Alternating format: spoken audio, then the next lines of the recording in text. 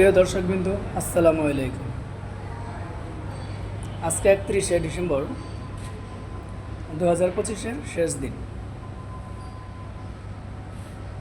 আর আজকে রাত্রে 12টার পর যখন আপনারা আতশবাজি ফুটান, তারপর এই ফানুস উড়ান, তখন বিভিন্ন জায়গায় ফানুস পড়ে আগুন লাগে, আতশবাজির শব্দে অনেকের ক্ষতি হয়, পশু পাখির ক্ষতি হয়, মানুষের ক্ষতি হয়, অনেক সময় মানুষের মৃত্যুও ঘটে।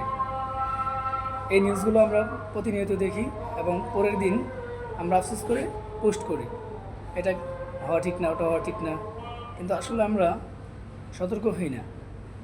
আর এই ইংরেজি নববর্ষ আমাদের সংস্কৃতির সাথে কোনোভাবে যায় না।